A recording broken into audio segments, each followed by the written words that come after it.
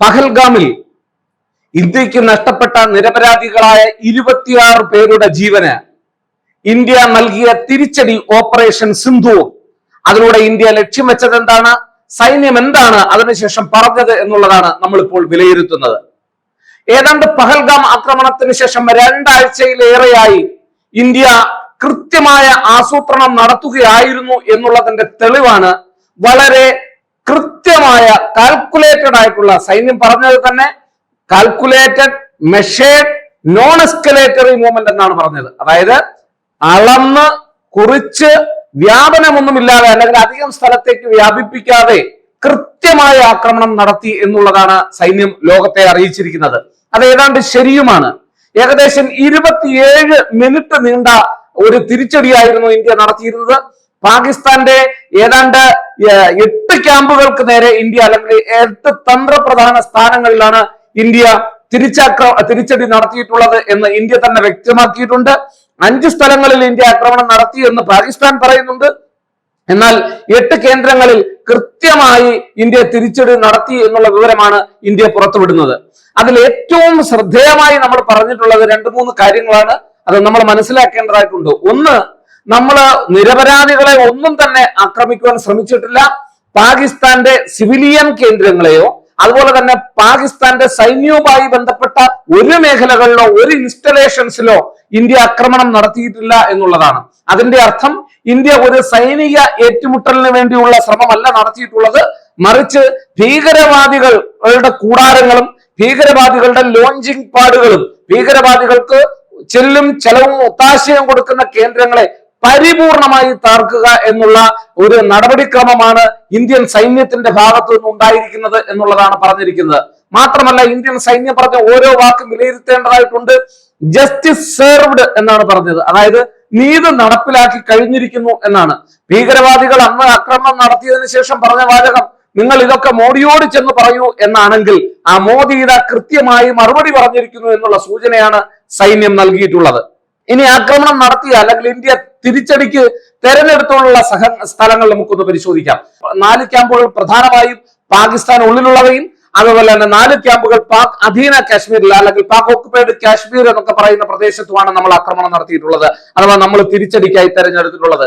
അതിൽ തന്നെയും സൈന്യ കാര്യങ്ങളൊക്കെ വിശദീകരിക്കുമ്പോൾ പ്രത്യേകമായി റിയൽ ടൈം ഫുട്ടേജ്, അതായത് കൃത്യസമയത്ത് അന്നേരം നമ്മൾ നടത്തിയ ഓപ്പറേഷന്റെ സൈനിക നീക്കത്തിന്റെ യഥാർത്ഥ ചിത്രങ്ങൾ പ്രദർശിപ്പിച്ചുകൊണ്ടാണ് നമ്മൾ ഇന്ന് പത്രസമ്മേളനം നടത്തിയിട്ടുള്ളത്. നമ്മുടെ സൈന്യം അധിക വാക്കുകളൊന്നും പറഞ്ഞില്ല. ഖുറേഷിയുടെ വാക്കുകൾ സോഫിയ ഖുറേഷി വളരെ കൃത്യമായി ആയിട്ടാണ് പറഞ്ഞത്. നമ്മൾ മെഷേർഡ് ആണ്, അളന്നു കുറിച്ചാണ് അത് ചെയ്തിട്ടുള്ളത്. കാൽക്കുലേറ്റഡ് ആണ്, കണക്കുകൾ കൃത്യമായിരുന്നു. അതുപോലെ തന്നെ ഡി എസ്കലേറ്റിംഗ് എന്ന് പറഞ്ഞതിന്റെ അർത്ഥം ഞങ്ങളത് യുദ്ധമായി വ്യാപിപ്പിച്ചു കൊണ്ടുപോകാനല്ല ഉദ്ദേശിക്കുന്നത്, ഡി എസ്കലേറ്ററി ആണ്. ഞങ്ങളുടെ ഉദ്ദേശം സാധിച്ചു കഴിഞ്ഞു, ഞങ്ങൾ കൃത്യമായി ആ ടാർഗറ്റിൽ ഹിറ്റ് ചെയ്തിരിക്കുന്നു എന്നുള്ള സൂചനയാണ് നൽകിയിരിക്കുന്നത്. ഇത് 2 കാര്യങ്ങളിൽ ഇന്ത്യയുടെ മികവ് വെളിവാക്കുന്നു. ഒന്ന്, നമുക്ക് എത്രത്തോളം ഈ ഭീകരവാദ കേന്ദ്രങ്ങളെ സംബന്ധിച്ച് ഇൻഫർമേഷൻ അഥവാ വിവരം ഉണ്ട് എന്ന് ലോകത്തെ ധരിപ്പിക്കുക എന്നുള്ളതാണ്. അത് ഇന്ത്യക്ക് കൃത്യമായി അവിടെ ക്യാമ്പുകളും പരിശീലന കേന്ദ്രങ്ങളും അറിയാമെന്നും അത് തകർക്കുന്നതിന് ഇന്ത്യക്ക് കൃത്യമായി പ്രഹരശേഷിയുള്ള ആയുധങ്ങൾ ഇന്ത്യയുടെ പക്കലുണ്ടെന്നും അവിടെ തന്നെയാണ് ഇന്ത്യ ഇത് വർഷിച്ചിട്ടുള്ളതെന്നും അതിന് പറ്റിയ സ്ഥലവും സമയവും തെരഞ്ഞെടുത്തത് സൈന്യമാണെന്നും അവയ്ക്ക് അതിനുള്ള ശേഷിയുണ്ടെന്നും ഇന്ത്യ ലോകത്തോട് വിളിച്ചു പറഞ്ഞിരിക്കുന്നു. മാത്രമല്ല, നിരന്തരമായി പാകിസ്ഥാൻ ഉയർത്തുന്ന ആണവ ഭീഷണിക്ക് പുല്ലുവില കൽപ്പിച്ചുകൊണ്ടാണ് ഇന്ത്യ ഈ ഒരു ആക്രമണം നടത്തിയത്, ഇന്ത്യ തിരിച്ചടി നടത്തിയത് എന്നുള്ളത് ഏറ്റവും ശ്രദ്ധേയമായിട്ടുള്ള മറ്റൊരു കാര്യമാണ്.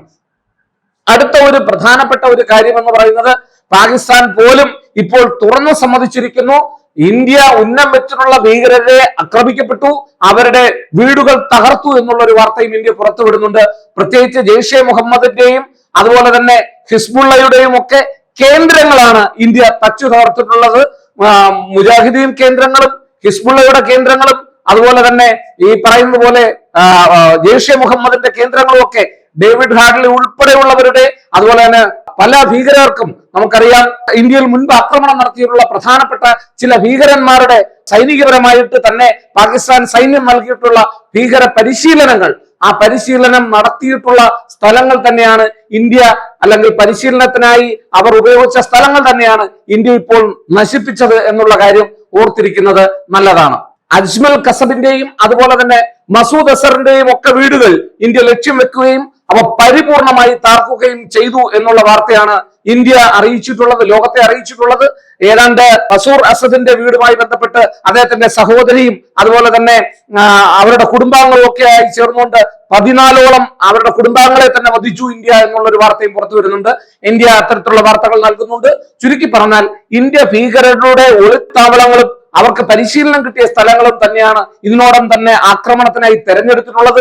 അത് പരിപൂർണമായി വിജയിക്കുവാൻ ഇന്ത്യക്ക് കഴിഞ്ഞു എന്നുള്ളതാണ്. മറ്റൊരു ശ്രദ്ധേയമായ കാര്യം, ഇന്ത്യ ഈ ഓപ്പറേഷന് നൽകിയിട്ടുള്ള പേരാണ് സിന്ദൂർ എന്നാണ്. ഓപ്പറേഷൻ സിന്ദൂർ എന്നാണ്. നമുക്കറിയാം, മധുവിധു ആഘോഷിക്കാനായി ജമ്മു കാശ്മീരിലെത്തിയ ഇന്ത്യൻ സ്ത്രീകൾക്ക് അവരുടെ ഭർത്താക്കന്മാരെ നഷ്ടപ്പെട്ട അല്ലെങ്കിൽ അതിദയനീയമായി സിവിലിയന്മാരെ കൊന്നൊടുക്കിയ അവര് മുസ്ലിങ്ങളാണോ എന്ന് ചോദിച്ച് മുസ്ലിങ്ങളല്ലാത്തവരെ കൊന്നൊടുക്കുവാൻ, അതായത് മതവും രാഷ്ട്രീയവും കൂടിക്കലർത്തിക്കൊണ്ട് ഭീകരവാദവും കൂടിക്കലർത്തിക്കൊണ്ടുള്ള ഒരു നടപടിക്രമമാണ് ഭീകരവാദികൾ സ്വീകരിച്ചതെങ്കിൽ അന്ന് മോദിയോട് പോയി പറഞ്ഞേക്കൂ നിങ്ങൾ എന്നാണ് പറഞ്ഞതെങ്കിൽ ആ സിന്ദൂരത്തിലകം, അവരുടെ നെറ്റിയിൽ നിന്ന് മായ്ക്കപ്പെട്ട വിധവകളാകപ്പെട്ടവരുടെ സിന്ദൂരത്തിലകം ഇന്ത്യൻ സൈന്യം ചാർത്തിക്കൊടുത്തുകൊണ്ടാണ് ഈ ഓപ്പറേഷൻ വിജയകരമായി പൂർത്തിയാക്കിയിട്ടുള്ളത് എന്നുള്ളതാണ് ഏറ്റവും ശ്രദ്ധേയമായിട്ടുള്ള കാര്യം. അതുകൊണ്ട് തന്നെയാണ് നമ്മൾ ആ ഓപ്പറേഷൻ സിന്ദൂർ എന്ന പേര് നൽകിയിട്ടുള്ളത്. എത്ര യാദൃച്ഛികമായിട്ടാണ് സംഭവങ്ങൾ നടക്കുന്നതെന്ന് ആലോചിച്ചു നോക്കൂ. മറ്റൊരു പ്രധാനപ്പെട്ട കാര്യം, പാകിസ്ഥാനും സഹായവുമായി എത്തുന്ന രാജ്യങ്ങളെ കുറിച്ചാണ്. ചൈന ഇത് അതീവ ദുഃഖകരം, അല്ലെങ്കിൽ ചൈന ഇത് ഇന്ത്യയുടെ ഈ നടപടിയെ വിമർശിച്ചുകൊണ്ടുള്ള പ്രസ്താവനകളൊക്കെ ഇപ്പോൾ നടത്തുന്നുണ്ട്. തുർക്കി ഒരുപക്ഷെ പ്രത്യക്ഷത്തിൽ സഹായം നൽകിയില്ല എങ്കിൽ പരോക്ഷമായി ചില സഹായങ്ങളൊക്കെ പാകിസ്ഥാന് നൽകിയെന്ന് വരും. പക്ഷെ ഒരു കാര്യം മനസ്സിലാക്കേണ്ടത്, ഈ രാജ്യങ്ങളൊക്കെ അടിസ്ഥാനപരമായി ഭീകരവാദത്തിന്റെ കൂടാരമായിട്ടുള്ള പാകിസ്ഥാനെ വെറുക്കുന്നു എന്നുള്ളത് തന്നെയാണ്. എന്നാൽ അവരെ സംബന്ധിച്ചിടത്തോളം ചില താല്പര്യങ്ങൾക്ക് വേണ്ടി, സങ്കുചിതമായ താല്പര്യങ്ങൾക്ക് വേണ്ടി തങ്ങളുടെ കൂടെ പാകിസ്ഥാനെ പല കാര്യങ്ങൾക്കും ഉപയോഗപ്പെടുത്തുന്നതിന് വേണ്ടി നാളെ പാകിസ്ഥാന് തന്നെ അത് വിനയായി മാറുമെന്ന് മനസ്സിലാക്കുവാനുള്ള ബുദ്ധി പാകിസ്ഥാൻ ഉണ്ടാവണം.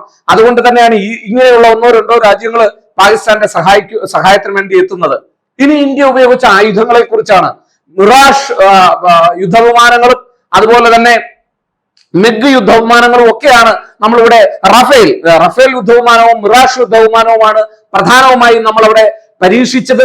അതുപോലെ തന്നെ സ്കാൽപ്പ് മിസൈലുകൾ നമ്മളവിടെ ഉപയോഗിച്ചു. സ്കാൽപ്പ് മിസൈലുകൾക്ക് ചില പ്രത്യേകതകളുണ്ട്. വളരെ ദൂരം യാത്ര ചെയ്ത് കൃത്യമായ ലൊക്കേഷനുകളിലെത്തി ആഴത്തിൽ മുറിവേൽപ്പിക്കാൻ അത് കഴിയും എന്നുള്ളതാണ്. ശക്തമായ സ്ഫോടനങ്ങൾ നടത്താനുള്ള അതിന്റെ ശേഷിയാണ്. അതിന്റെ ഏറ്റവും പ്രധാനപ്പെട്ട ഒരു പോരായ്മ എന്ന് പറഞ്ഞാൽ, ഒരിക്കൽ വിക്ഷേപിച്ചു കഴിഞ്ഞാൽ പിന്നെ അതിന്റെ ദിശയിൽ കാര്യമായ മാറ്റം വരുത്തിക്കൊണ്ട് ഒരാക്രമണം സാധ്യമാകില്ല എന്നുള്ളതാണ്. എന്നാൽ ഇന്ത്യ ആകട്ടെ കൃത്യമായ ഏരിയ ലൊക്കേറ്റ് ചെയ്തുകൊണ്ട്, പ്രദേശം കൃത്യമായി ഐഡന്റിഫൈ ചെയ്തുകൊണ്ട്, വെയിൻ മുറിക്കുന്നത് പോലെ ഒരു നാഡി ഞരമ്പ് നമ്മൾ എങ്ങനെയാണോ കട്ട് ചെയ്യുന്നത് അത്ര സൂക്ഷ്മതയോടുകൂടി ആ പ്രദേശത്ത് മറ്റാരുടെയും ജീവിതത്തിനോ അതുപോലെ തന്നെ അവരുടെ പാകിസ്ഥാന്റെ ഇൻസ്റ്റലേഷൻസിനോ സൈനിക വിന്യാസത്തിനോ സൈന്യങ്ങൾക്കോ യാതൊരു വിധത്തിലുള്ള ഭീഷണിയും ഉണ്ടാക്കാതെ തീവ്രവാദ കേന്ദ്രങ്ങളെ തെരഞ്ഞു പിടിച്ച് ഇല്ലാതാക്കുന്ന ഒരു നടപടിക്രമമാണ്. ഒരുപക്ഷെ ഓപ്പറേഷൻ സർജിക്കൽ സ്ട്രൈക്ക് പോലും അല്ല അത്, അതിനേക്കാൾ മാരകശേഷിയുള്ള ഒരു പ്രഹരമാണ് ഇന്ത്യ കൊടുത്തിരിക്കുന്നത് എന്നുള്ളതാണ്. ഒരുപക്ഷെ ലോക ചരിത്രത്തിൽ തന്നെ ഇത്ര കൃത്യതയോടുകൂടിയുള്ള ആസൂത്രണങ്ങൾ വളരെ കുറച്ചേ ഉണ്ടായിട്ടുള്ളൂ എന്നുള്ളത് ഇന്ത്യക്ക് അഭിമാനിക്കാവുന്ന ഒരു നിമിഷമാണ്. മറ്റൊരു കാര്യം, സൈന്യം കൃത്യമായി പറഞ്ഞു കഴിഞ്ഞു ഓപ്പറേഷൻ, അതായത് നീതി നടപ്പിലാക്കി കഴിഞ്ഞു എന്നത്. അതിന്റെ അർത്ഥം തങ്ങൾ ഇതിൽ കൂടുതൽ വലിയ ആക്രമണങ്ങളൊന്നും ആഗ്രഹിക്കുന്നില്ല. തങ്ങളുടെ ലക്ഷ്യം എന്ന് പറയുന്ന ഭീകരവാദികൾ തന്നെയാണ്. അതുകൊണ്ട് തന്നെ ആ ക്യാമ്പുകൾ നമ്മൾ ആക്രമിച്ചു കഴിഞ്ഞിരിക്കുന്നു, നമ്മുടെ ഉദ്ദേശം നിറവേറ്റി കഴിഞ്ഞിരിക്കുന്നു എന്നുള്ളതാണ്. എന്നാൽ പാകിസ്ഥാനിൽ വരുന്ന വാർത്തകൾ 48 മണിക്കൂറിനകം ഇന്ത്യക്ക് തിരിച്ചടി നൽകും എന്നുള്ളതാണ്. അങ്ങനെ 48 മണിക്കൂറിനകം ഏതെങ്കിലും തരത്തിലുള്ള ഒരു തിരിച്ചടിക്ക് പാകിസ്ഥാൻ മുതിർന്നാൽ എത്ര ഭയാനകമായിരിക്കും ഇന്ത്യയുടെ തിരിച്ചടി എന്ന് ഊഹിക്കാവുന്നതേ ഉള്ളൂ. കര, വ്യോമ, നാവികസേനകൾ സജ്ജമായിരിക്കുകയാണ്. ഏതു തരത്തിലുള്ള ആക്രമണത്തെയും നേരിടാൻ നമ്മൾ സജ്ജമാണ്.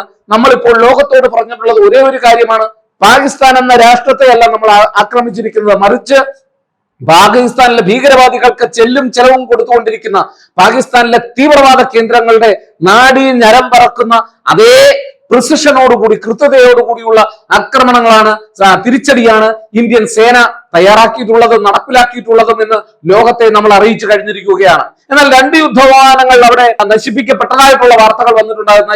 നശിക്കപ്പെട്ടതാണോ തകർന്നു വീണതാണോ അത് ഏത് രാജ്യത്തിൻ്റെതാണെന്നുള്ളതിനെ സംബന്ധിച്ചൊന്നും കൃത്യമായ വാർത്തകൾ ലഭ്യമല്ല എങ്കിലും ചില അന്തർദേശീയ മാധ്യമങ്ങളിൽ ചില ഫൈറ്റർ പ്ലെയിനുകൾ തകർന്നതായിട്ടുള്ള വാർത്തകളും പുറത്തു വന്നിട്ടുണ്ട്. അത് പാകിസ്ഥാന്റെ ഭാഗത്തു നിന്നുള്ളതാണെന്ന് ഇന്ത്യയുടെ ഭാഗത്തു നിന്നുള്ളതാണെന്ന് പാകിസ്ഥാനും ഒക്കെ അവകാശവാദങ്ങൾ ഉന്നയിക്കുന്നുണ്ടെങ്കിലും 2 സൈന്യങ്ങളും സ്ഥിരീകരിച്ചുകൊണ്ടുള്ള ഒരു തെളിവും ഇതുവരെ പുറത്തു വന്നിട്ടില്ല എന്നുള്ളതാണ് വാസ്തവം.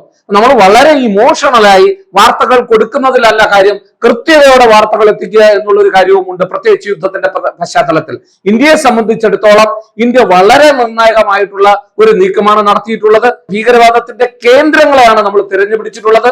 പ്രത്യേകിച്ച് ജെയ്ഷെ മുഹമ്മദിന്റെയും ലഷ്കർ എ തോയ്ബയുടെയും ഒക്കെ ആസ്ഥാനങ്ങൾ കണ്ടെത്തി, ഭീകരവാദത്തിന് ട്രെയിനിങ് കൊടുക്കുന്ന പ്രത്യേക ലൊക്കേഷനുകൾ കണ്ടെത്തി, ബിൽഡിങ്ങുകൾ കണ്ടെത്തി, അതിന്റെ ഇൻഫ്രാസ്ട്രക്ചർ ഉൾപ്പെടെ അവിടെയുള്ള ആളുകളെ കൊന്നൊടുക്കുന്ന, ഭീകരവാദികളെ കൊന്നൊടുക്കുവാനുള്ള ഒരു വളരെ വലിയ പ്രിസിഷനോടുകൂടിയുള്ള, ഒരു കൃത്യതയോടുകൂടിയുള്ള, ആസൂത്രണ മികവോടെയുള്ള ഒരു ആക്രമണമാണ്, ഒരു തിരിച്ചടിയാണ് ഇന്ത്യ നൽകിയിട്ടുള്ളത്. അതുകൊണ്ട് തന്നെ ഈ ഇന്ത്യയുടെ ഈ ഓപ്പറേഷന് ഒരാൾക്കും കുറ്റം പറയാൻ കഴിയില്ല എന്നുള്ളതാണ്. കാരണം ഇന്ത്യ സാധാരണ ജനങ്ങളുടെ ജീവിതത്തെ ഉന്നമിച്ചിട്ടില്ല, ഇന്ത്യ പാകിസ്ഥാനെ സൈനികമായി നശിപ്പിക്കുവാൻ ഉദ്ദേശിച്ചിട്ടില്ല, പാകിസ്ഥാനിലെ സിവിലിയൻസിനെ ഇന്ത്യ ഉന്നമിച്ചിട്ടില്ല. ഇന്ത്യ ആക്രമിച്ചത് ഭീകരവാദികളെയാണ്. അതുകൊണ്ട് തന്നെ അന്തർദേശീയ രംഗത്ത് ഒരു രാജ്യത്തിനും ഇന്ത്യയെ കുറ്റപ്പെടുത്താനാവില്ല എന്നുള്ളതാണ്. ഏതൊരു ഭാരതീയനും അഭിമാനിക്കാവുന്ന ഒരു നിമിഷമാണ് ഓപ്പറേഷൻ സിന്ദൂറിലൂടെ വിധവകളാക്കപ്പെട്ട സ്ത്രീകളുടെ നെറ്റിയിൽ നിന്ന് മായ്ക്കപ്പെട്ട സിന്ദൂരത്തിന് നൽകിയ മറുപടിയാണ് ഇന്ത്യൻ സൈന്യത്തിന്റെ ഓപ്പറേഷൻ സിന്ദൂർ എന്നാണ് നമ്മൾക്കിപ്പോൾ പറയുവാനുള്ളത്.